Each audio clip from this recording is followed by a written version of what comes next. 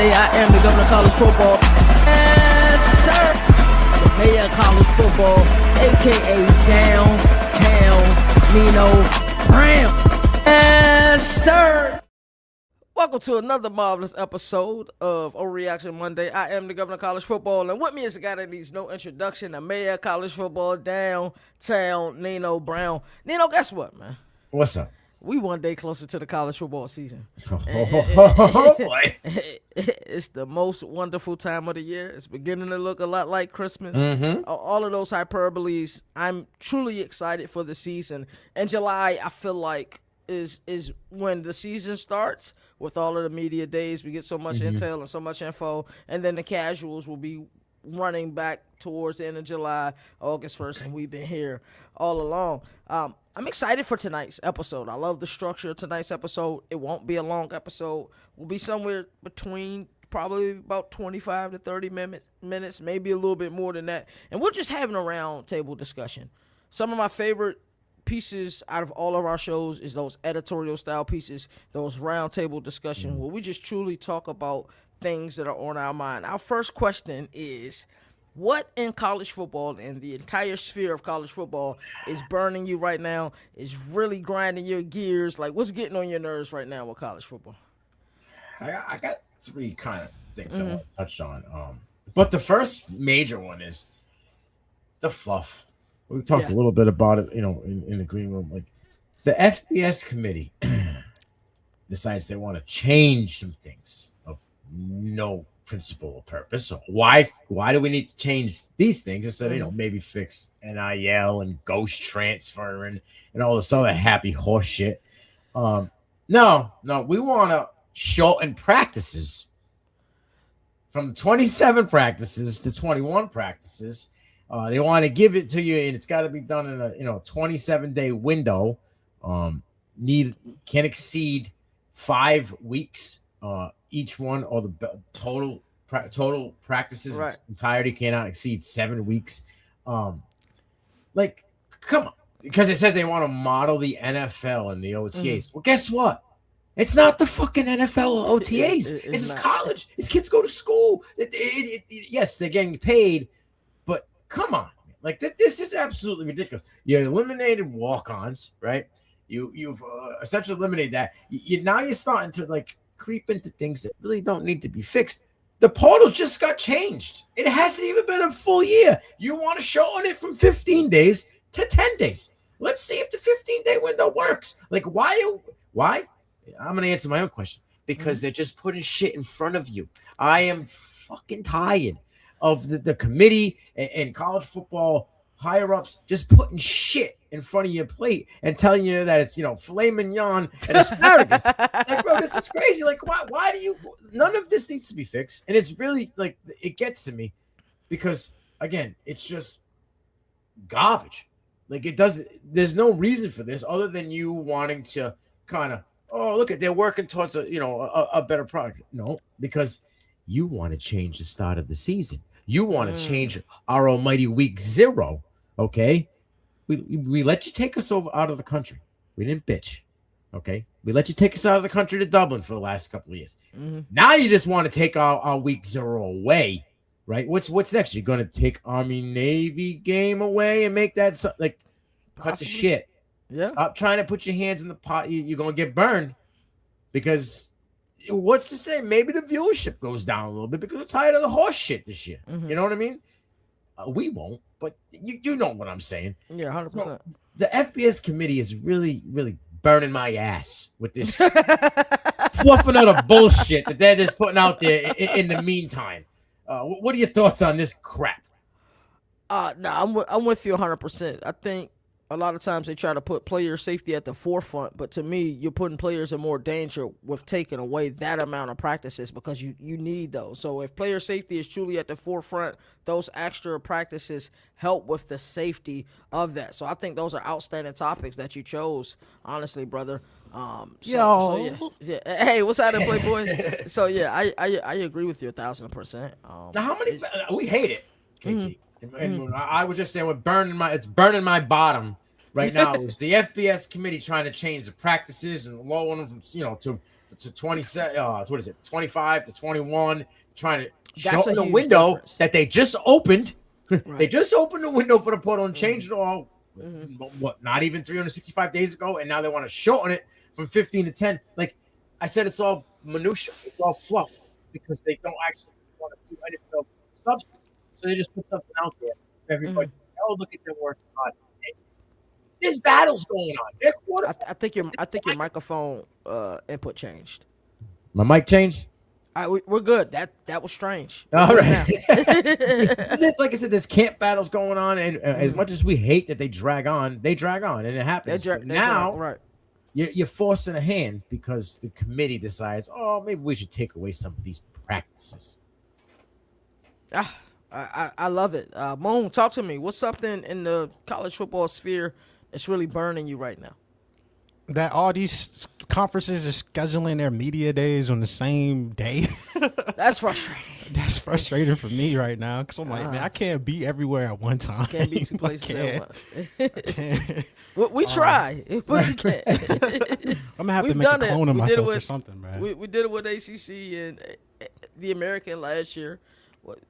If the SEC is friendly this year, we'll do it with the SEC and the American this year. Oh, hold up. Moon, you went to like, I think it was a day. You went to like 3 games in a day.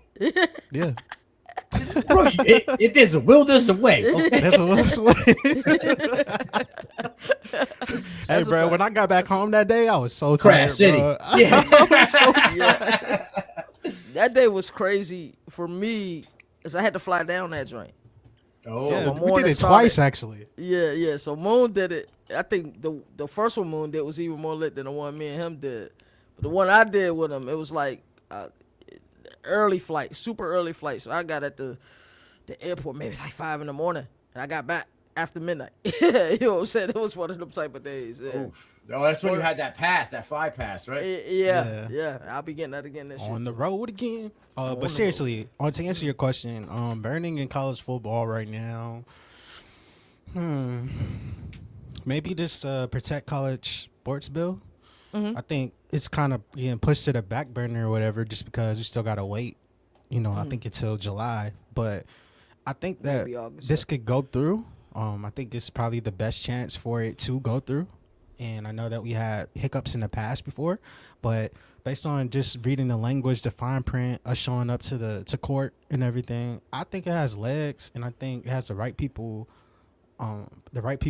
advocating for it, like Senator Cruz, Senator Cantwell, the other senators as well too. So that's something that might not be on the forefront, but it's underlying. And when this actually breaks, and if it does happen to go through, it'll be really monumental because now we got introduced, to the 5-5 rule. We don't care if you got hurt. We don't care if you tore your ACL, your MCL. You still. No more Karen McCormick's. No. More Karen McCormick's. No. They're going to be out of there. Van Wilder is out. Van Wilder. Yeah, Van But it's crazy. I love the 5-for-5. Yeah, it's crazy that you say that, though, because I saw Tate Martell came out recently. That guy. I mentioned him yesterday. It's crazy. He said he shouldn't have never left Ohio State. I said, buddy, what? You finally came to your senses after all this time? How many trips did you take, boy? A long trips. I know him and Malachi Nelson. They're fighting. They're fighting. So we're gonna keep this episode kind of short. I love what both of you said. I'll just be quick with my answer. I got some more. You got some more. I got you. So to me, right now, what's really grinding my gears is, along with what both of you gentlemen said, the infrastructure right now. I think when you pay attention to the semantics of college football, and that's something that I talk about all the time on my show. But when you just purely look at the semantics of college football and you look at the instability of college football, and you look at other sports, whether it's professional, MLB, NBA, NFL, you look at the stability of that sport versus the instability of our sport. Those casual fans, which I do watch other sports casually, with baseball, I box score watch. I'm a casual fan. NFL, I watch the Bills games. I listen to them at least, because a lot of times I'm not even watching them. You know what I'm saying? So I'm a casual NFL fan. College football is different. So the casual fans are going to be drawn away from our sport because they don't understand how beautiful this thing is in the fall. They're just saying, they don't even got anything in control. Why would I want to watch that sport? So that's something that's really burning me right now. We're going to go back to you, Nino. I'm with exactly what you're saying because it kind of goes back to what I was saying. There's nobody is accountable. There's no, and every one of those sports you mentioned are professional sports. Yeah, they are. We're trying. These people are trying to make a university or collegiate thing a professional sport, and this is the problem. But there's nobody at the head of the table. Right. The penthouse suite's been empty for a while, and nobody wants to step up to the that's mic. Supposed to be there, but nobody is there. Another thing that gets my bottom. Oh goodness! What, Boston College? Oh, they don't. I can't sit down if that was we were not talking about them. He said we would. He said we need much more time. I love that these kids are getting out there and getting their their airspace and their time when they do their commitments. But Lord, please, let's not go back to 2000s and 2005 with the LSU. We take that. Make sure. Bro, let me hit you with the Notre Dame. Bro, you got a point. That junk is so played out by now, bro. Thank you, Moon. It played out like a cassette tape, like a CD Walkman. Like a C. Come on, like bell bottoms, like skid pants. Like let's just stop. Facts. There's no need for that. Just put your commitment to the school you want to go to and let it be. That shit hurt me. It was cringeworthy, and you were on ESPN. Like Albert Simeon, you're a top 1 or 2 lineman in the 2027 class, and you're probably gonna be a dog. But someone in your camp got to advise you a little bit better. That was like LeBron saying he was taking his talent to South Beach. Yeah, he learned. What did he do today? Hey, Sham, just tell him I'm going to a different team. Yeah, I don't have no announcement, no media day, nothing like that. Hey, bro, you're getting your time. Make yourself look good. You look like, you look like a clown doing stuff like that. No, it is clown behavior. It's clown behavior, 100%. And I'm glad you mentioned it. You guys know I don't pay attention much to recruiting. I see what you do when you get on campus. The funny thing is, he may put on another one of those hats at some other point in time. That's the with the way that college football is set up. So this don't burn that bridge. Nah, you don't want to. 2 that's years scary. That's a great when point. you think about transferring to LSU, right? Lane gonna be like, yo, when you flip the script with your sister on national television, but that was a bad look. That wasn't cool. Sorry, but we're gonna pass. Right. And that's the thing. A lot of these kids care more about the clout than actual. Look at that depth chart. Look what you walking into, and look at these guys. Yeah, you're the guy where you're at now, but a lot of those guys on that roster were the guy. And if they weren't the guy, they got the chip the size of Texas on their shoulder, and they want to be the guy. So that's something that my boy. Shout out to my boy Jalen Wilson. He's been saying that for a very long time. I committed to LSU. Yeah, right. Yeah, crazy. Auburn me, please. Like, I'm cool with you bringing your mom and dad out there, and you all putting a hat on, dudes popping the jacket open. I'm with that. That's cool, but we don't gotta do no clown shit. Put the nose on, bozo. I think parenting has changed. My parents wouldn't have let me do nothing like that. My parents don't play. You know what I'm saying? Like, they're like, you better not go up there and embarrass us. Got it. I won't. 2026 is different, Yeah, it is. It's very different. But like you said, it's like a clown show. Anything else you got on your list, Nino? What's burning you? Can we just stop? Can today, June 30, before we go into July, can we just stop having a conversation about Brendan Salisbury and anything that has to do with football or what? Like that now they release to say that Brendan Salisbury let the NFL know that he won't sue them. And that he's going to pursue the 2027 NFL. Homie, bro, you should do nothing to do with legality at all, bro, because you're like really good at breaking the damn law. But you ain't good. I don't think you need to be getting any more trying to sue this one, that one, because even when you win, you ain't got enough intestinal fortitude to go through with it, bro. I get too much pressure. I'm just gonna wait till 2027, bro. CFL told you kick rocks. The NFL told you kick rocks. What he needed to realize, and I said this on my show, the NFL is a owners-driven league. NBA is a players-driven league. College football is a players-driven league. The NFL, those 32 board of governors run everything. It's not Commissioner Goodell. It's those 32 board of governors that run everything in that sport. So if you think they have it already written up in their collective bargaining agreement and that lawyer, his idiotic lawyer, Buddy will be lucky if he's drafted next year. Because that pissed off a lot of owners. I guarantee it. And it's, you know how fast Calvin Ridley would have been on the phone, bro, if they would have let that kid go to the NFL draft. Yeah. What? He been on his own team, and you boys on it, and you're laying him in the what? Let me get my lawyer on the phone. We got accountants to come up real quick, bro. You can't do that. You can't, like, the way the NFL's been structured, how they're doing that shit about, you know, they have DraftKings and FanDuel all in the commercials, but they're telling the players you can't participate. Well, we're gonna let this boy in the building.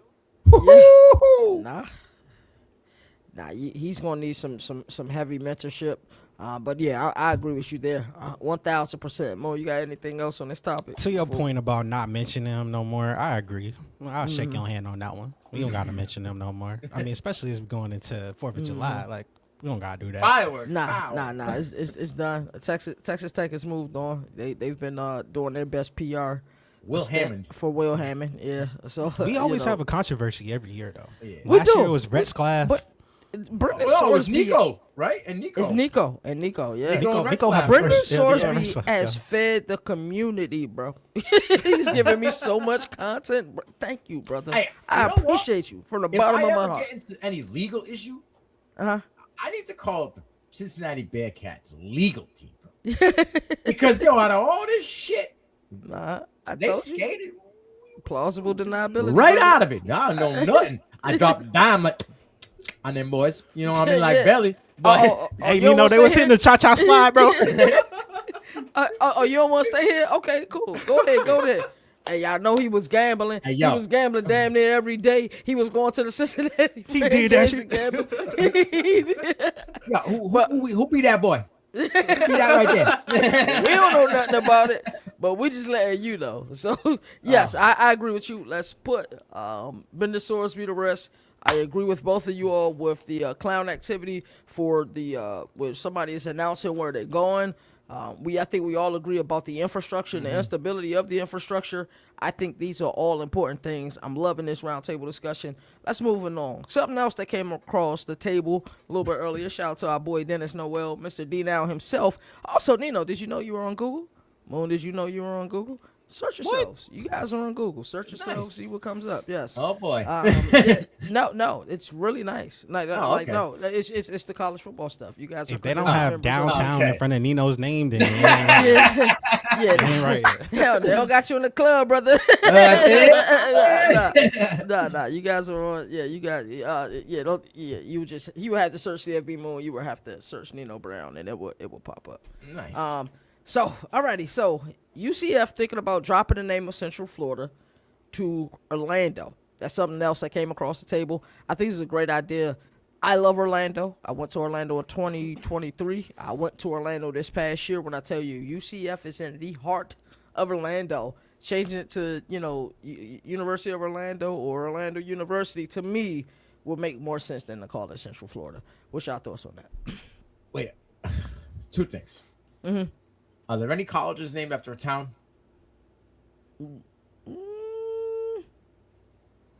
Wait. Yeah. Yeah. Like Miami. Major was? Yeah, Miami. Yeah, Miami. Okay. Yeah, there's a few. Miami, Louisville is in Kentucky. Oh, sure.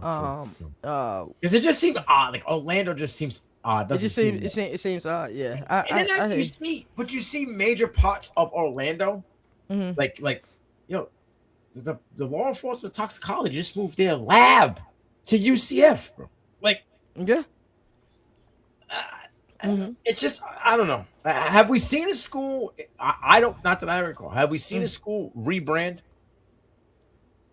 Not in this way. If they got a $1 not billion in this dude. way. We've seen schools that used to be state universities take the state off of it, but not in this sphere where they completely changed the name from Central Florida to Orlando. I don't know if they have. There's a lot of phone calls that got to be made. Fanatics, a lot. Yeah. Nike, the backlog of just all right. If it was LSU, alumni, if there was LSU, right?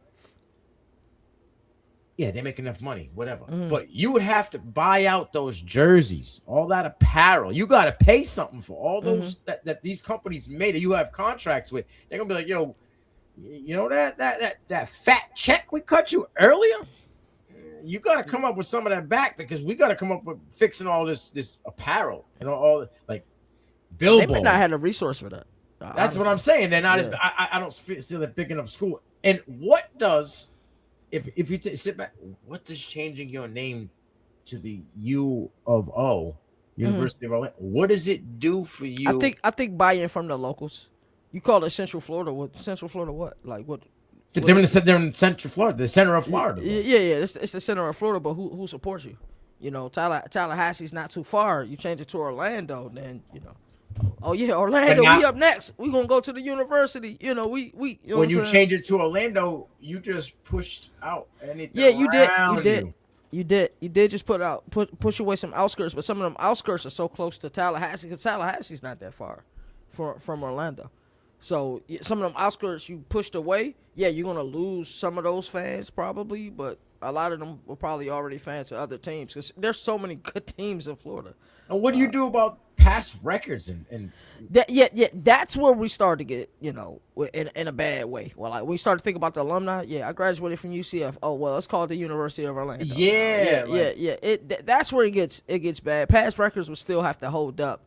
I think it's an idea. I don't think it'll get passed just because of the logistics of it all, having to buy all of that apparel, and we're just thinking about it, from a large scale, small scale bookstores sell a whole bunch of apparel as well, and probably have even some on back order. And it's a bigger university.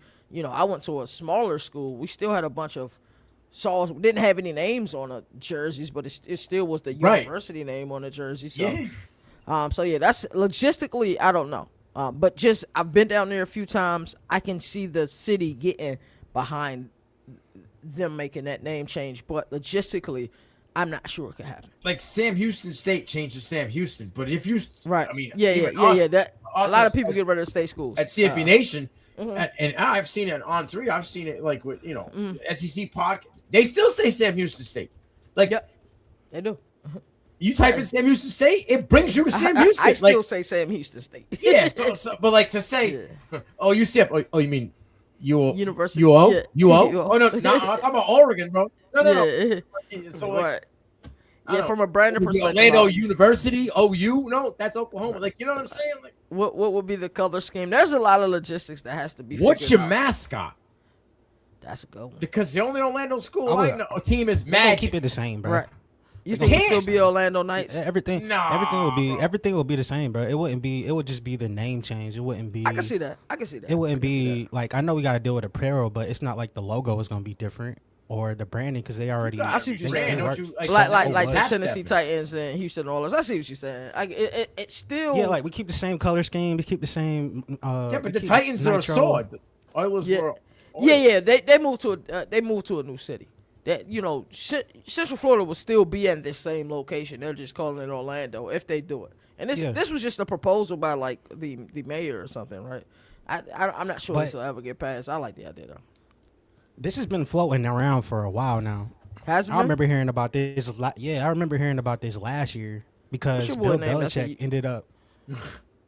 That's a UC Fallen. Fallen, my dog Fallen. My bad. I gotta ask Fallen how he feels about it though. Yeah. But last year, Bill Belichick was preparing to play UCF, and he ended up calling it Central, not UCF, not Central Florida, just Central.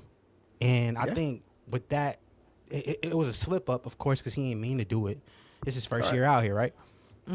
But I think that is something that they have been playing in their face for a while now. Like, to them, University of Central Florida is like, who are you again? But we take pride in it. They're like, we want more of a it's kind of like when we branded from R1P to CFB Nation. I think they just trying to niche down even more and say, okay, if we got backup from a billionaire, I think his name is Mr. Mike. That apparently that's the same dude. But he got money? That's that one of them to be called. Oh, yeah. So he apparently dude is I think he has heavy connections to the United football team. Rapope? Okay. Yeah, Rapope, but it's not spelled like RAP, like tadpole. It's like RE something. But like he has pull when it comes to United Football League with the Orlando Storm. Then I found out recently that he's also the brain behind Vitamin Water, Body Armor. Like, so they got he got bread. So I'm not got the resources to have the sponsors to come in.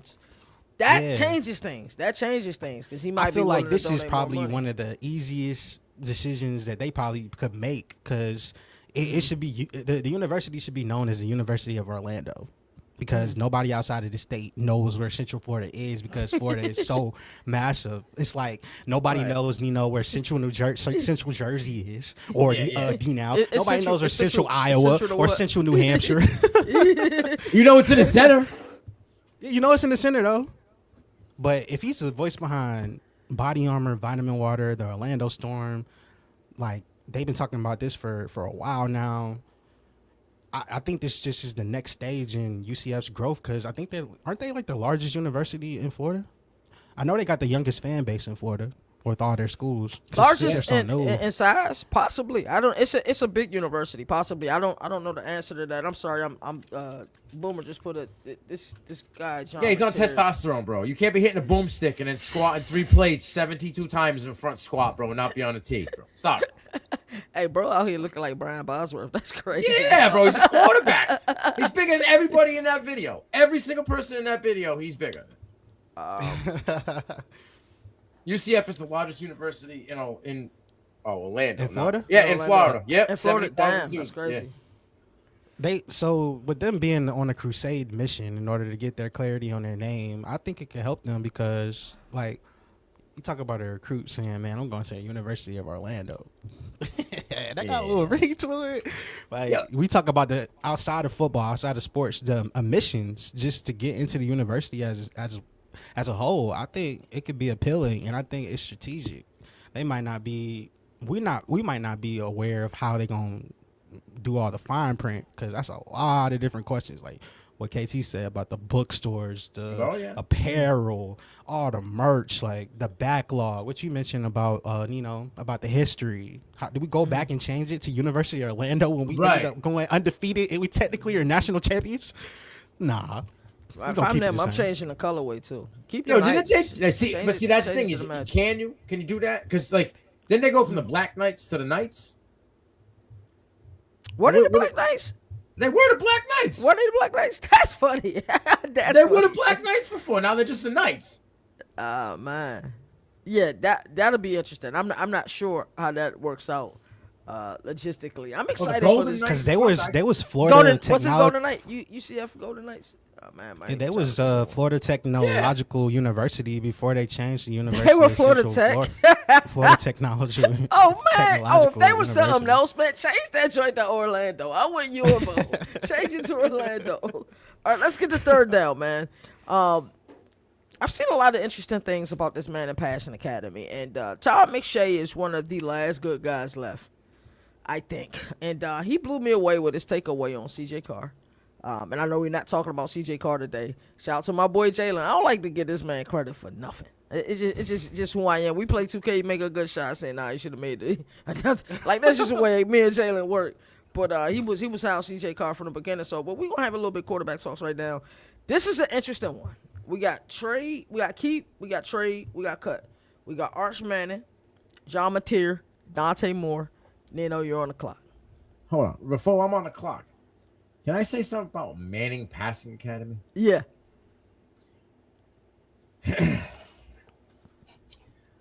You're in t-shirt, tank top, shorts, sneakers, your hat backwards, your hat off, your bandana on, your headband, whatever.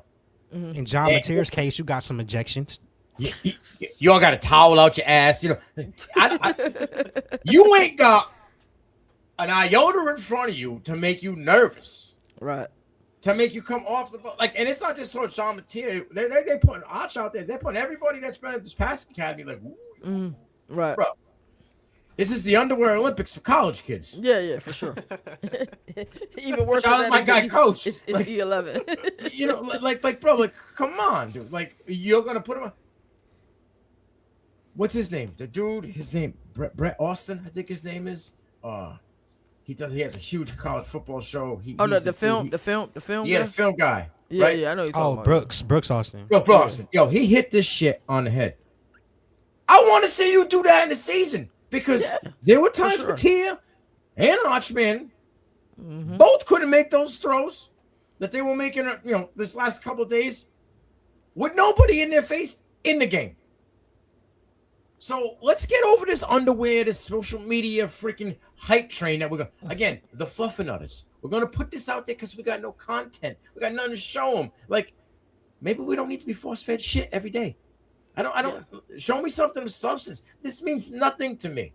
Yes, his throwing motion changed. Cool. Archman looks like he's cool, calm, and comfortable. He should. Ain't nobody rushing him. Like, enough with this horse shit. On with the Elite 11, same thing. Like, we give a kid a star for throwing a ball to a guy running across the field and nobody's in his face. Yeah. Right. 100%. NFL does the same thing. It's the most ridiculous thing in the world. Insane to me. But now you want to talk keep trade cut. Yeah.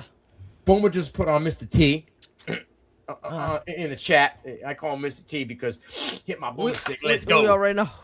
you know? Yeah. Like this. Like that. But that boy got his wrist cocked up. His hands are back. He doing front squats. And Goddamn. But out of all three of these guys, for me, I think the more consistent guy is Dante Moore. I know I'm an Oregon guy. I know everybody's ain't a homo. But I'm going to go with consistency. I'm going to go with a guy that I feel has been the most comfortable in the pocket. And that's where I like to have my quarterback would be Dante Moore. With the other two guys, I think they were other things will come first before the arm. Where I think with Dante Moore, it's the arm, the cerebrals, and then the other things. So I'm going to keep Dante Moore. Boom, I love you, buddy, but I'm sorry because we're talking business here. It's keep trade cut. I gotta go Arch Manning with the trade because I feel like I'm gonna get a little more bang out of my buck for it. So what I get back for whether it be the name, the hype, whatever, I'm on trade Arch. It just happens. I'm gonna cut money, Mattia. Yeah, just the way it goes. I don't know. And listen. I don't know if this guy bulking up the way he's bulking up is the best thing for him. Because I don't know. I feel like he's going to be trying to put a hurting on people and try like. I don't know. I think for him, I don't think he was happy with one his inability to stay healthy at times. But it was his hand. It was not his whole swole body. Yeah. It was the hand, of course, but. I think sometimes that just live rent free in your head. Hey, you lost the Red River rivalry and you got your ass spanked during the Red River rivalry. I just think it's just living rent free in his head, and that's not necessarily a bad thing, huh? Who's his size at quarterback in the NFL right now? Tyrod Taylor's probably the only one. Who? Tyrod Taylor's probably the only one. That's his size. Yeah, like I'm talking about same height, same weight, same bulk. Right. Yeah. He's kind of an anomaly. Yeah, he is. I mean, Josh Allen ain't that big. Nah, he's not. But Josh Allen's got a also little cushion in the belly. 6'5", and he does have a belly. You know what I mean? But Patty Mahomes got a little bit like that. They ain't nobody in the league. They're not muscle bound. They ain't nobody I've seen in the league. The last quarterback that I've physically seen, Jim McMahon, and he wasn't D's like that. Nah. He might have been on the same tees and sniffles as Sean Matera is, but he wasn't swollen. I don't know if I don't know if the position's made to be that big. Like I've heard of guys like Jalen Hurts. Yeah, he lifts with the linemen. Okay, but Jalen Hurts don't look like he just got shot up with test 100 and drank a Winnie shake. You know what I'm saying? Like that boy looked like he was hard to pinch his skin. Yeah, he looked like Brian Bosworth. That's what I instantly saw. I said, "Oh yeah, this is the boss." Who was the linebacker? Who's the linebacker? Yeah, the boss. Not a guy that's supposed to be, the QB of your football team. Right. He looked like he'd been training with DeMarco Murray. That's what I know. But I didn't see no jump step out of him. You know what I'm saying? Don't let him start hitting that, bro.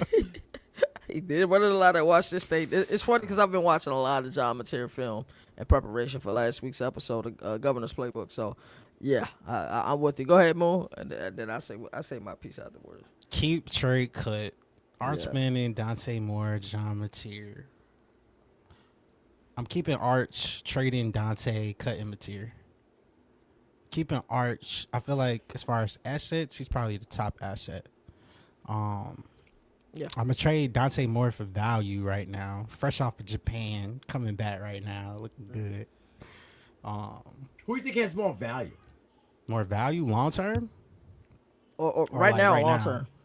I'm looking long term when I'm making my keep trade cut. Right now. Right That's now, tough. Dante. Right now, for sure. But long term, I think Arch probably does. I agree with that. Yeah. So that's why I'll keep Arch. I'll trade Dante to get as much value as I could. But then it's also kind of spicy because Mateer's buzz right now. It's like it's through the roof. It's through the roof. Anthony Richardson. He's the last guy I saw that D's, right? You right. You right. You right. He got a better office coordinator than Anthony Richardson. Right? For sure. If that's what you're telling me, he got better. Not he got a better arm. He got better QB skills. He got better talent. You just told me he got better OC or QB coach. Yikes. Yeah.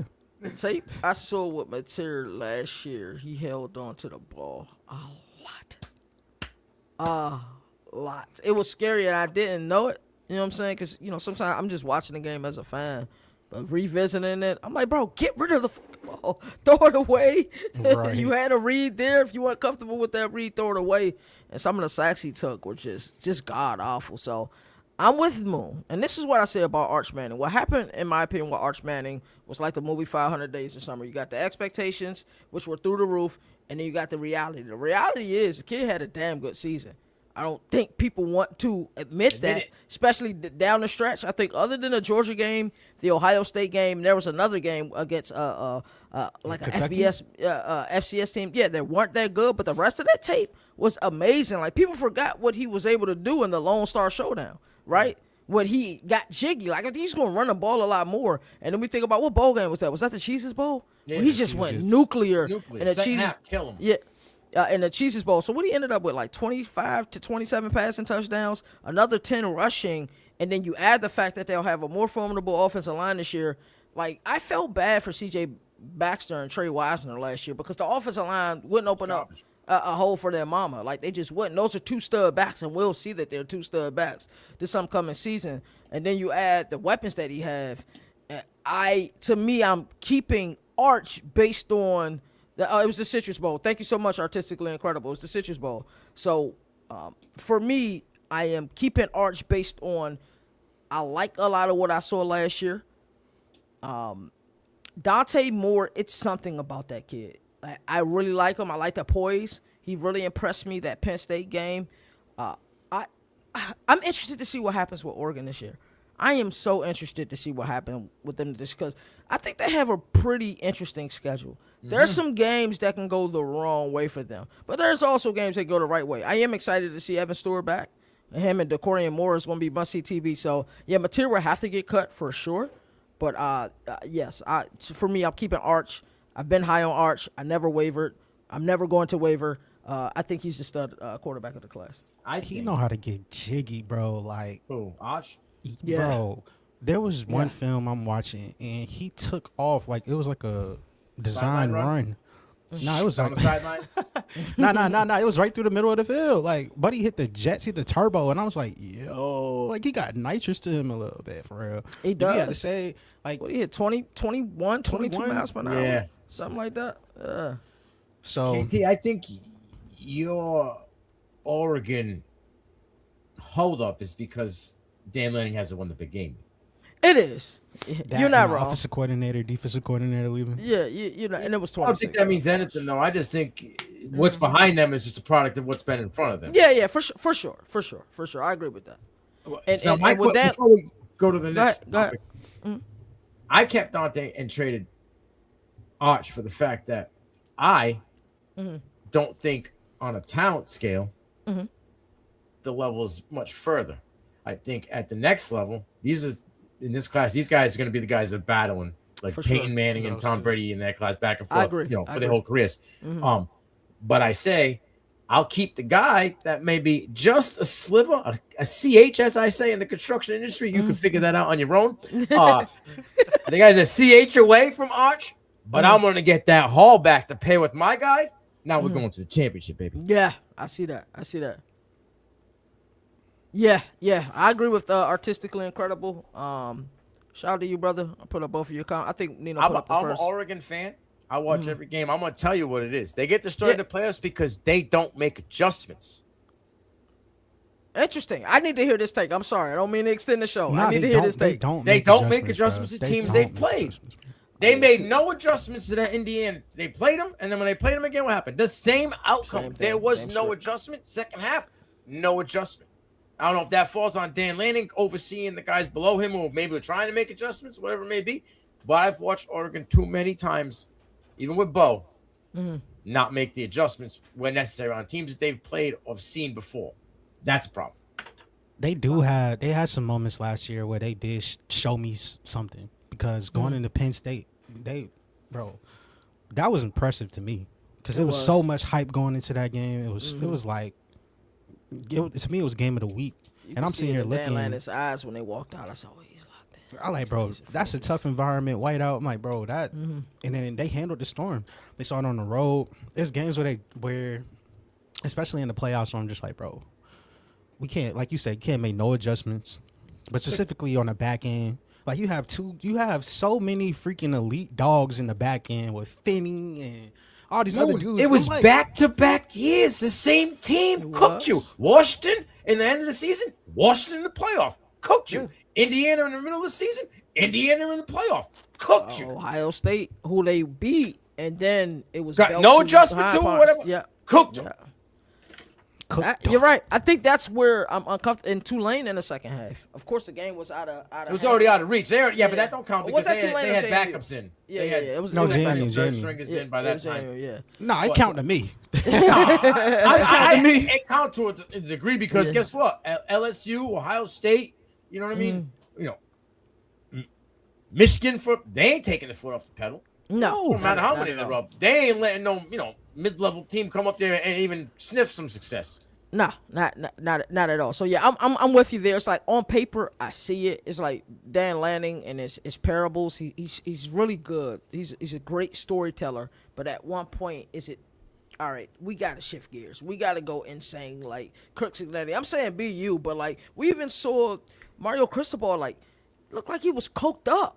Like the last few games, he was so he was so locked in though. Like that, like insane. Like I remember Carson Beck was getting excited about something. I think it was after they beat Ole Miss. He grabbed him. He's like, no. He's like, one more game. Ain't nothing. This ain't nothing. Yeah. Like snap out of it. Like I like that Mario Cristobal. I like when coaches are locked in like that. Like you know what I'm saying? Like it's that attention to detail that breeds winners. So Nino, yes, you answered my thought process with him. I think we're going to find out. I think Oregon wins the game, but that Stillwater matchup, we find out a lot about both of these teams, and I'm super excited for it. So, a fourth question. Fourth down, y'all. It's fourth down. Name a player you're excited about most this upcoming college football season, and why. We're going to start with you, Mo. Cameron Brown, quarterback 1, Georgia State. Why? Because Georgia State, I'm going to give you an answer that I'm going to go lower tier. Georgia State played in our face all season long last year, and I'd be the one that hold their feet to the fire. They had a quarterback controversy with a kid that's no longer in college football no more. He played multiple stops in multiple schools, and they said, oh, that's our guy. Matter of fact, we're going to hold him on the roster for a while and make sure that he stays here, even though we don't even really know if he in the building or not. He was. And guess what? They made it way more complicated. He was not a good passer, in my opinion. He stalled the offense because he was so turnover-centric. And this is not me hating. This is me being at the games and seeing it with my own eyes. Like, Buddy was not him. So I'm sitting here like, yo, you have a quarterback on your roster that's clearly better. Cam Brown was the better quarterback in the spring. I could have told you that. I told you that in the article. His folks reached out to you, didn't they? If I'm not mistaken. Yeah, his folks reached out to me. Yeah, shoot, I just talked to Grant. I shouldn't be saying this, but I should just talk to Grant about Cam. Like, that's my dog. So, Grant Hollier, by the way, tight end 1 for Georgia State. But yeah, like I feel like Georgia State played in our face last year and it's trying to make all these excuses. And the real reason why was because, we don't got the balls to do it and make the decision in the coaching room, because you got all these voices in there saying, we should go with Finley. He got the most It experience. was promises made. It was promises. Coaches got to stop doing that. It was promises made. The tape doesn't lie. The film showed that guy should have been taken out, but he wasn't because promises were made. This is happening, especially at the Group of 6 level. This is happening all across the How nation. you making promises to the traveling man? He got more tickets on his passport than anybody else on the team. Thank you. But he get promises? Yeah.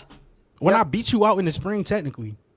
There's nobody that can sit here. There's nobody can sit here and tell me that. Was apparel and a seat on that bench. That was the only promises. You got a roof over your head. You got a commissary boy, and you got a playbook in your hand. Hey, come here. Hey, come here. Hey, sit by me. Just sit here. Hold this Am I going back in, coach? Hold my pocket. You good. Just yeah. You good. Hey, what's the name of that back in the day, man? They made us watch in school. What was the name of that? Hold my pocket. Hey, that is hilarious. Nino, talk to me, man. Malachi Tony, that's a Hey, guy Cooper everybody's Barkate. excited. Yeah, Cooper everybody- Barkate. I'm gonna go Notre Dame player, okay? Because last year they had a guy. They didn't have one defensive player drafted in the first 5 rounds. Interesting. That's The year before that, they cooked. The year before that, they've been cooking defensively in the linebacker and the safety secondary department for a few years. But they was LeBron James entering the game. Powder. Okay? Hey, you better cook, Nino. Go ahead, Slim. And I'm not talking about Lennon Moore.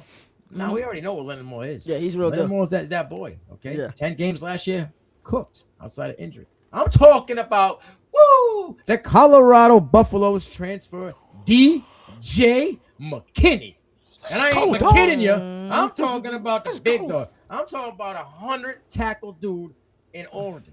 Okay, coming up in 2 years, he had 70+ solo time. This dude, ball hawk, baby. He everywhere. He had 14+ pass breakups. He had 6 or 7 INTs on a team that was struggling, looking for a defensive stud.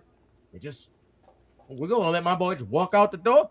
Dion, your position is cornerback, bro. You're supposed to groom and consume these boys. You just keep letting them walk out the door.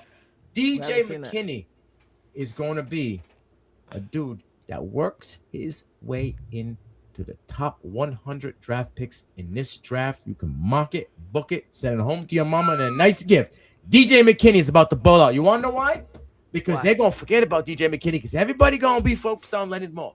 Everybody's going to be focused about that boy in the safeties department. Everybody going to be focused about these linebackers coming to cook. And he's going to be facing a 2 and the 3 and the guy in the slot. And my boy can lock him all. He can play in the box. He can play in the outside. You put him wherever you want to play. He got run stops. My boy is a Swiss Army knife outside, and he about to cook for Notre Dame. You want to talk Carr, who's the next running back replacement for them boys that got drafted in the first round? I want to talk DJ McKinney because you're about to know him as a household name by the midseason for Notre Dame. Mock it. I love it. I love it. You bodied that, bro. DJ McKinney, bro. We got Karen Brown. I want to talk to you about 2 different things that really get me excited at nighttime. We're gonna talk about the best quarterback competition in America that nobody's talking about. Oh, we're talking about Austin Mack. We're talking about Keelan Russell. We're talking about Faison Brandon. No, we're talking about Marcus Stokes versus Aaron Nolan. We've seen Aaron Nolan at 3 stops. This is his 3rd stop. He's supposed to be the guy for Charles Huff. Do you think Charles Huff is going to go into his Memphis job and promise he's got to start a quarterback? No. There is a storm of brewing in Memphis. We are talking about a Trinidad Shambliss-worthy story about a D2 guy who got a large chip on his shoulder. This Marcus Stokes thing is real. It is real. Look it up. Let's put that to the side for now. Bars. My album. It's Malachi Nelson.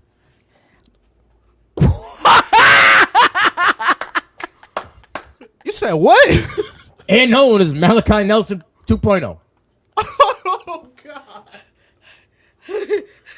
Well, he keeps transferring programs. He can't even get the rest of the people in front of him. Yeah, so he went to South Carolina with the thought process of, this is a North Sellers last year. We didn't know that Mike Shula would lay an egg. The offensive line couldn't block anybody like they couldn't for Spencer Rattler either. So now he goes to Memphis. Oh, he's going to be the guy. Now there's this D2 kid in a way, and I think he's leading them right now in the depth chart. We still got fall camp, still got a lot to figure out. Well, not we, but Charles Huff still has a lot to figure out. But there's a kid in Southern California. And Tony once said it never rains in Southern California. We're talking about Jada Maava. To me, he's the king of college football. We're talking about a lot of other quarterbacks. He ain't getting enough shine right now. And let me tell you guys a secret. Come close. I'm going to tell you guys a secret. USC can win the Big Ten. Don't tell nobody. I know we live. Their schedule's actually loaded as hell, but they got plenty of opportunities. Don't tell nobody. Don't tell nobody. We just going to keep that between us. I know we live and there's some people watching, but we just going to keep that between us. They can win the Big Ten. I'm telling you, Jada Maava, while we're talking about a string of other quarterbacks, he can end up being the guy. There's also a kid in the 305 that can end up being the guy, but I am high on Maava. He's got to get those interceptions down. USC has found a way to play physical inside of the Big Ten. Gary Patterson is now their defense coordinator. They have the most returning starters, not production, the most returning starters in the country. I think that'll bode well for them.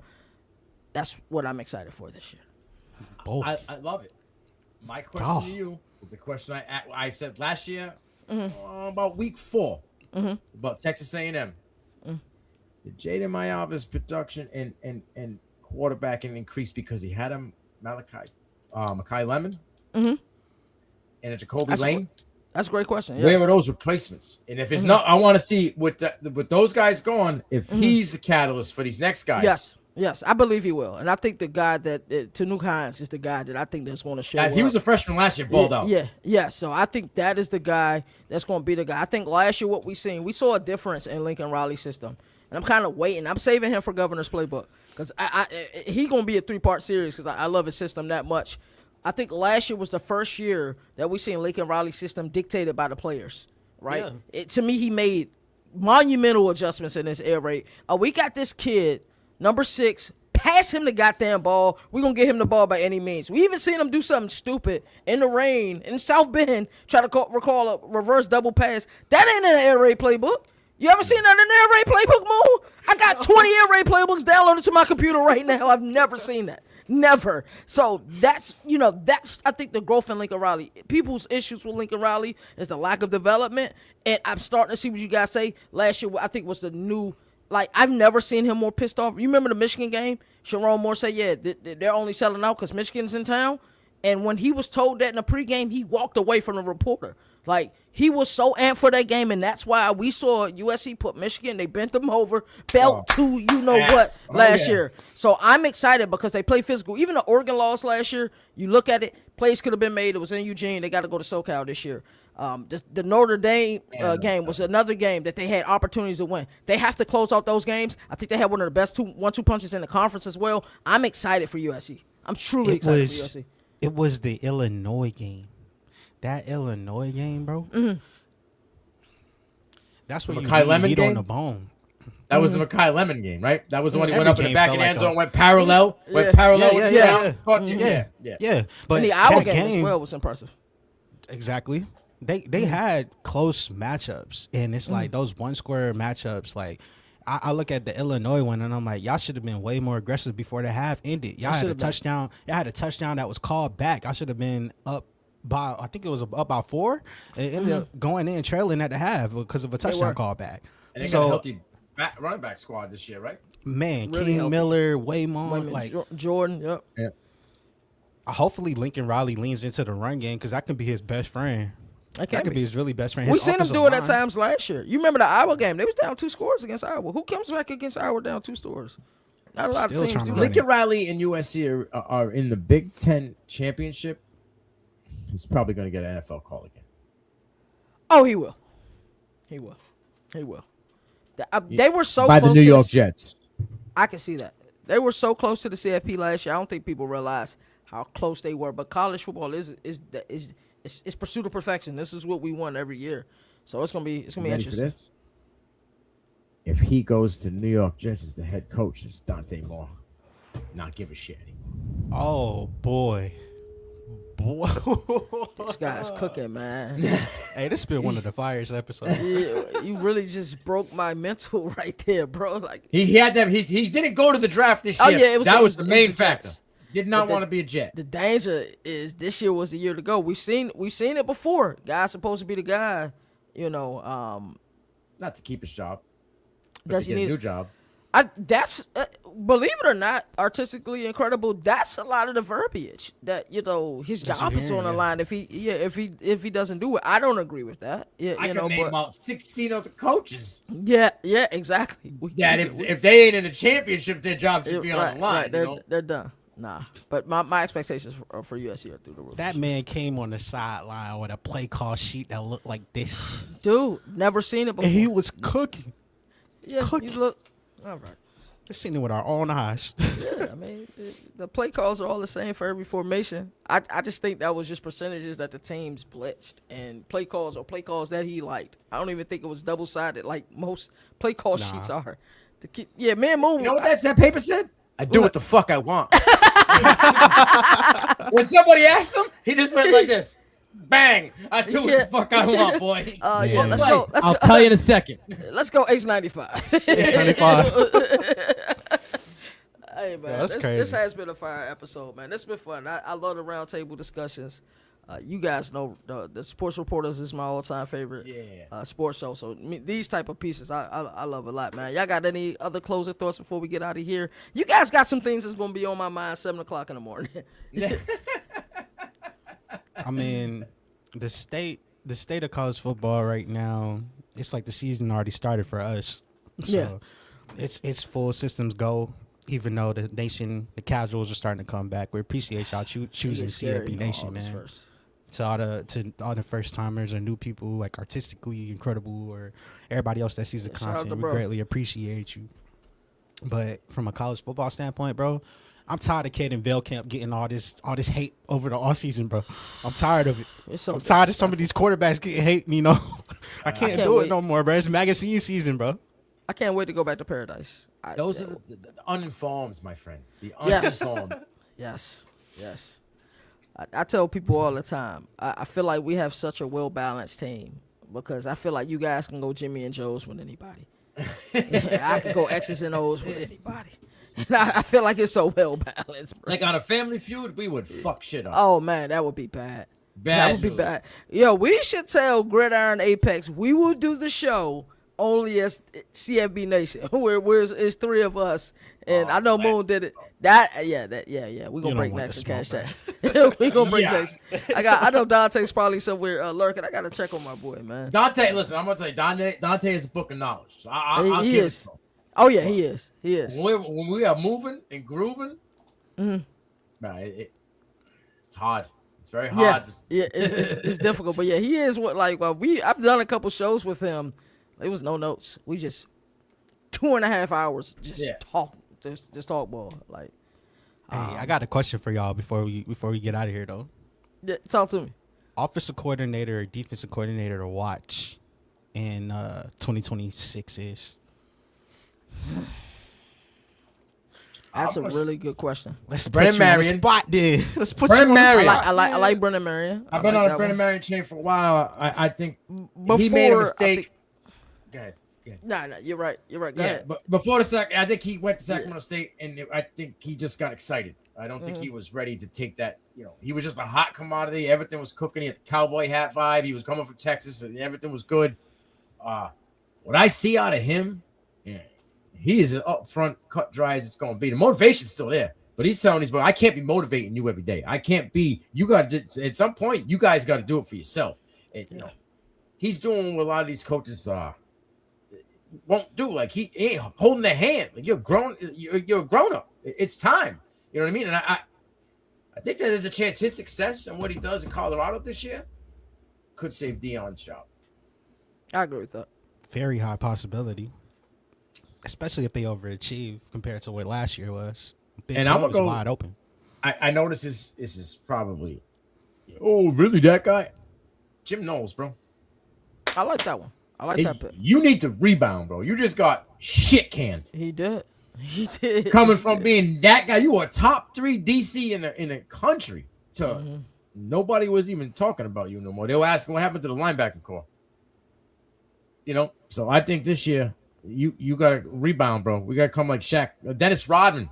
You got to take that thing off the glass, boy. Box him out, boy. I want the old worm. I want Jim Knowles coming out there with the blonde head, multiple colors on there, dressed up in a fucking wedding gown, going to go see Madonna. Type Dennis Rodman shit on a rebound. Let's go. Like Drake after he got dumped. Like I want that type of rebound out of Jim Knowles. We need that. We need you. You are a central part to defensive purposes in college football. Facts. I'm going to give you guys 2 Burroughs Award candidates. Mike Denbrock, Notre Dame, is one of the guys I'm really excited for because, and I said even before the Man Academy stuff, I said that I think he'll have to open up the playbook. The last few years he was able to rely upon the defense, and we saw C.J. Carr as a dude. Like he's a dude. I think he was incrementally better than Riley Leonard was that year before. He opened it up a little bit more. I think he's going to open that bad boy all the way up. I'm not going to say it's going to be LSU 2022, 2023. When you're number 1 scoring offense in college football. But let me see what's going on. Go. Holla at you, brother. Appreciate you. No problem. Hey, later. Love you, bro. Love you too, homie. Yeah. Hey, bro. Look, Jake's favorite all. Oh, I love that one. If we can get the forward ascension, and we could just fine tune some things, hold him to a high accountability, I think it's gonna be plus. And then the underrated one, I don't think nobody really expecting much out of Utah this year. But Morgan, Scaly, I think if he can continue to develop Dampier as a passer, because we understand what the offense could be as a running centric option. But they had 2 linemen that got drafted early last year. How does that look, and what is the new variation of it? Those would be 2 that stick out to me. Because I feel like they could have a lot to do on how the Big 12 race shakes out, including Brennan Marion, too. I like that. If he comes in cooking with hot grease, bro, it might not be anything that we could do because that go-go is unstoppable. It might be scary hours, yes, because it's so unique. And I think a lot of people just be like, oh, yeah, it's a bunch of exotic formations. It's formations we've seen before. They're just in shotgun. It's just the near and the far formations we used to see in Madden or Brown right and blue left that we've seen. So yeah, I do like Jake. I'm a Jake Spavital guy. That's my guy. That's my guy. So another one. This is a layup. Shannon Dawson probably wins the Burroughs Award this year with everything that they have offensively. Miami's going to put up points in bunches. Ben Arbuckle. I know last year offensively things weren't good, but I watched the film. A lot of that was on John Material not getting the ball out of his hand. But when I tell you, when defenses lined up in man against this guy, the way he runs his 92 is incredible. It's incredible the way he runs his 92. And then he'll run a H trail too, or a Y trail as well. And like we talk about explosive plays with Isaiah Sategna. I did 3 of them in my episode. We seen it out of the 66, we seen it out of the 92, and then we also seen it out of the trail. And I'm talking about Isaiah Sategna going for 77 yards. He's a guy I'm really excited about this year too. They showed it in the spring, too. Yeah. Like the explosion in the air in the spring, they showed it. And Sategna, he got that swag. He got that dog to him. He do. I think he could be alpha. He could be alpha. He's going to be a guy. He's going to run really high at the NFL draft. He's going to be a guy that people fall in love with. And we know about him. Of course, our guy Boomer, who's down there in that area, he's always telling us about these players. But I'm like, after watching the film and getting prepared for the Ben Arbuckle episode, I'm going to have to do a second one for his too. Yes, his scheme, do not run man against Ben Arbuckle. He's probably pissed off I'm saying this right now, but do not run man against that guy. So I tell you, he got Missouri for an 88-yarder, got Ole Miss with 2 big chunk plays. One was a 6-yarder or something like that. It was 76. And then another one was like the 66 went for another 40 or 50 yards. You play man against this team, you play cover 0, he's going to find out. Like he already knew what they were running. You saw John Mateer check to the sideline, and it was like, oh, run it. And then you saw the play that did the F slide with the 92 that they have in the USC playbook on college football, the video game. Ran that 92 with the F slide, bro. It was out the gate. And then the way that they set up the mesh point with the fake, I'm falling. Come on, bro. It's just sick. It's truly sick. It's a work of art if you love college football. Other guys that I'll just mention quickly. Jake Dickert at Wake Forest. I need to see how fast this turnaround is because I was betting on you last year. You had a lot of bright moments last year. You finally have a quarterback in Lopez, Gio. I think so. Hopefully Gio Lopez is going to be out for blood this year. I promise you. Yes, he's going to be much improved. He was good at South Alabama. We saw the best of Robbie Ashford we've ever seen. Yeah. Last year in Winston-Salem, because I think the offense was conducive for him to be successful, even with his inconsistencies at the quarterback position, right? Yeah. So Jake Dicker is a guy. When you look at what he did at Washington State before he ended up in Winston-Salem, like, he's a winner. And then when you have that infectious energy, people started to believe. Like, if I walk in every day yelling, juiced up like I had 10 cups of coffee, you're going to be like, you know what? I'm going to start, yeah, what's up, coach? Yeah, coach. Like, bro, it's 5 o'clock in the morning. It's 5. Where you gonna be? Outside on the corner, bro. Like, you know what I'm saying? Like that's what you get with him. I got a guy that I'm gonna call out. Who? Rhett Lashley? Because that's who I'm gonna call out. Yeah. You could talk about Rhett Lashley. I know he's pissed off about Kevin Jennings not getting enough hype. Yeah. Who's your guy though? Aaron Roderick. BYU. I was doing, because I was thinking about making him my next case study, and I started to do some research, and I really started to look at that offense, and he got to be better. Because when you look at a team that's so sound running the ball, but think about the developments. Even when they had Jake Retzlaff, it wasn't a lot of developments passing the ball. Even when you had dudes on the outside at wide receiver, right? We know they're going to play. Roberts, yeah, bro. So it's like, it's frustrating. So that's somebody that I would like to call out this year. Talk to me more about Rhett Lashley. Rhett Lashley gets called out because, bro, like, for you to be one of the top tier offensive minds allegedly in college football, I understand Kevin Jennings dealt with an undisclosed injury all year long, and he I played. Get it. We don't want to hear the excuses. He played. Honestly, he played, but you flying under the radar this year in the ACC. I mean, you're arguably top 3 in the ACC, at least based on projections between Miami, SMU, Louisville. A lot of people have them in the conference championship. Yeah, and I can see it. Mm-hmm. I can see, especially with their schedule, Governor, like, bro, they could end up making some noise. But it all comes down to Rhett Lashley choosing violence every week and not getting into positions where you start settling. You have the last year and the last iteration of Kevin Jennings. You might cry in a car. Like, it's going to be emotional season. We bump all the emotions and let's just get straight to getting the best version of what we can for Kevin Jennings, because he's too special as a quarterback. Too silky in the pocket with his navigation of it and being able to just have elite pocket presence.